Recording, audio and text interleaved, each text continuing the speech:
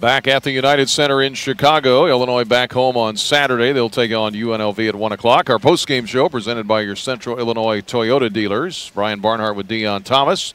Joined courtside after Ohio State wins it here 77-67 by head coach Brad Underwood. And there's a lot to look at in this game. Fouls aside, we counted. You were keeping count, I think, too. We missed 13 layups. 13 in layups. That second half. And, you say what you will about everything else.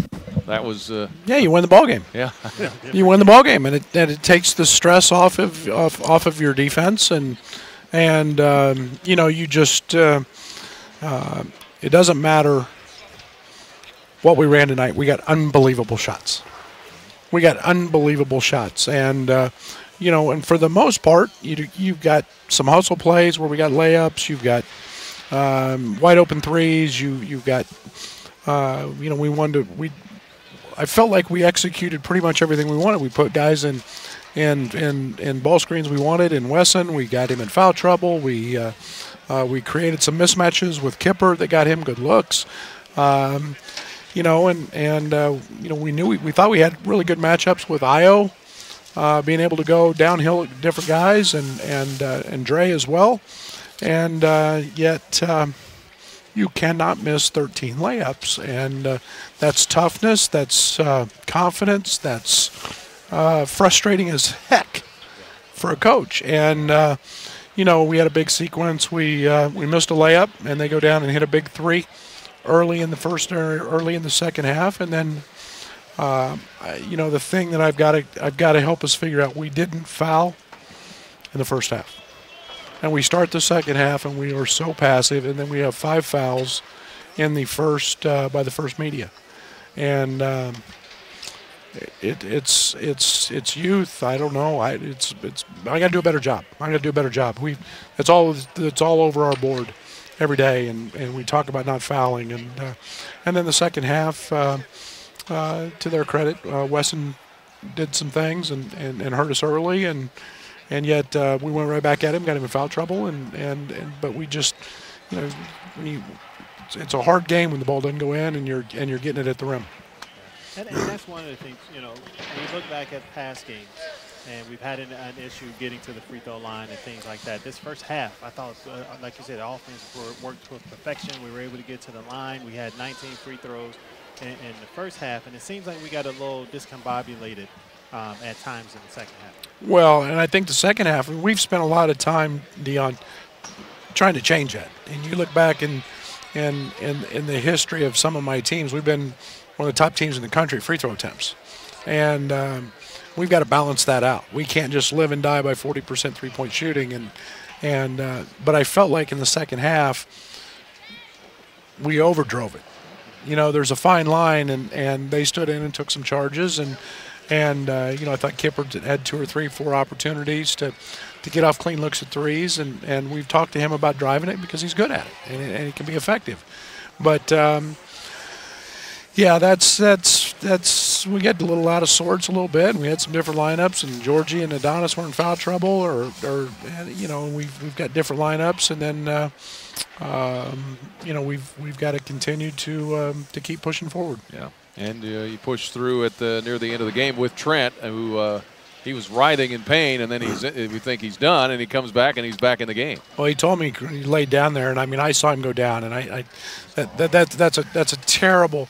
That's one of the worst feelings as a coach, and you just get a nauseous feeling in your stomach when you see that, and I knew it'd go down because I saw his face, and he's screaming, "I'm done, I'm done, I'm done," and it's my tailbone, and then, Paul kind of gave me a glimpse of hope a little bit when he kind of pushed on his legs. But I'm sure it'll be a bruised deal. We'll have to manage here the next few days or whatever it is. But, I think shows Trent's want to win, mentality, and came back. And we've got to figure out how to make some layups. Yeah, that's true. Well, I will say this, Coach. A bright spot tonight, and he's kind of been off and on, was Kipper. You mentioned you got him in some one-on-one situations where he was able to take advantage, got him some open looks from the inside. What was his mindset, or what were you trying to get him to think coming into tonight? Well, I think the one thing all year, Kipper's a matchup problem. and all we try to do is create spots for him, and whether it's at the 5, whether it's at the 3, he can play all of those. He's versatile, and the one thing that I thought we did with Kip tonight was moved him around, and he got some different looks, and got a post up, he got on the offensive glass a little bit, and then we're able with certain lineups to put him in ball screens and pop him, and if you help on Trent, then he's a viable threat to make a 3, but when he adds the free throw game to his game, now he becomes a real problem, and I like some of the things he did offensively. I liked his aggressiveness. I thought he overdrove it a couple times when he had 3-point shots, but I loved his effort tonight. Talked about the offense and moving the ball. There was a stretch late in the first half when you grabbed the lead where the ball was moving.